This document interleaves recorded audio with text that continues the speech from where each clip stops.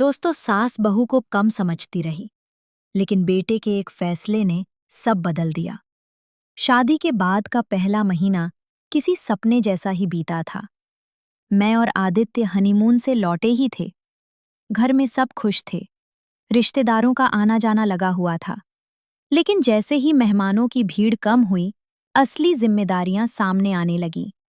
एक शाम चाय पीते हुए सासू माँ ने अचानक कहा, बहू, कल से सुबह का नाश्ता और रात का खाना तुम्हें ही बनाना होगा। हमारे घर की यही परंपरा है। मैंने हल्के से मुस्कुराकर सिर हिला दिया, लेकिन अंदर ही अंदर थोड़ा घबरा गई थी, क्योंकि मैं भी आदित्य की तरह ही एक कंपनी में नौकरी करती थी। सुबह 9 बजे ऑफिस पहुंचना होता था और शाम को लौटते लौटते 7 बज जाते थे। उस रात मैं चुपचाप सोचती रही। सुबह अलार्म बजा। 5 बजे नींद से भरी आंखें, भारी सिर और ठंडी सुबह मैं धीरे से आदित्य की बाहों से निकलकर उठी और रसोई में चली गई। रसोई में गैस जलाते हुए मन में बस एक ही सवाल था, क्या शादी के बाद सिर्फ लड़की की ही जिंदगी बदलती है? मैंने चाय बनाई, नाश्ता बनाया और फिर जल्दी जल्दी तैयार होकर ऑफिस भागी। शाम को घर लौटते लौटते शरीर पूरी तरह थक चुका था, लेकिन रसोई में फिर से काम करना था। ऐसे ही लगभग 2 हफ्ते बीत गए। एक दिन ऑफिस में मीटिंग के दौरान मेरी आंखें झपकने लगी। बॉस ने पूछा, आर्या, सब ठीक है ना? मैंने बस हल्की सी मुस्कान दे दी, लेकिन सच्चाई ये थी कि मैं बहुत थक चुकी थी।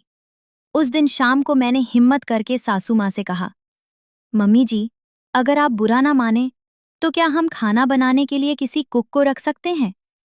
ऑफिस और घर दोनों संभालना थोड़ा मुश्किल हो रहा है। सासू माँ का चेहरा तुरंत सख्त हो गया। उन्होंने कहा, हमारे घर में कभी नौकर के हाथ का खाना नहीं बना और ना ही बनेगा। मैं चुप हो गई। तभी आदित्य, जो पास ही बैठा लैपटॉप पर काम कर रहा था, अचानक बोला, माँ, आर्या गलत नहीं कह रही। मैंने हैरानी से उसकी तरफ देखा। आदित्य ने आगे कहा, आर्या भी मेरी तरह ही पूरे दिन ऑफिस में काम करती है। अगर घर का काम सिर्फ उसी की जिम्मेदारी होगा तो ये ठीक नहीं है। माँ ने थोड़ा नाराज होकर कहा, तो क्या अब तुम लोग मुझे काम करवाओगे? आदित्य तुरंत उनके पास जाकर बैठ गया और प्यार से बोला, नहीं माँ, बात काम कराने की नहीं है। बात ये है कि घर सबका है, तो जिम्मेदारी भी सबकी होनी चाहिए।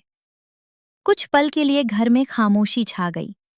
फिर आदित्य ने हंसते हुए कहा, ऐसा करते हैं, कुक रख लेते हैं, लेकिन आपके सामने ही खाना बनाएगा, ताकि स्वाद भी वही रहे और आर्या को थोड़ी राहत भी मिल जाए। माँ कुछ देर तक सोचती रही, फिर धीरे से बोली, ठीक है, लेकिन खाना अच्छा बनना चाहिए। उस दिन मुझे लगा जैसे मेरे कंधों से बहुत बड़ा बोझ उतर गया हो। लेकिन कहानी यहीं खत्म नहीं हुई।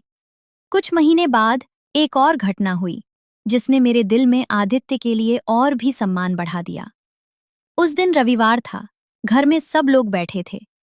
सासू माँ किसी पड़ोसन के से फोन पर बात कर रही थी। मैं किचन में थी, लेकिन उनकी बात साफ सुनाई दे रही थी। वो कह रही थी, बस अब भगवान से यही दुआ है कि जल्दी से पोता दे दे। मैं हल्का सा मुस्कुरा दी।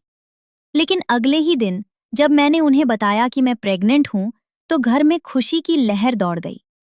सासू माँ ने तुरंत कहा, मैं अपने गुरुजी से दवाई लेकर आऊंगी। वो दवाई लेने से बेटा ही होता है। मैं चौंक गई।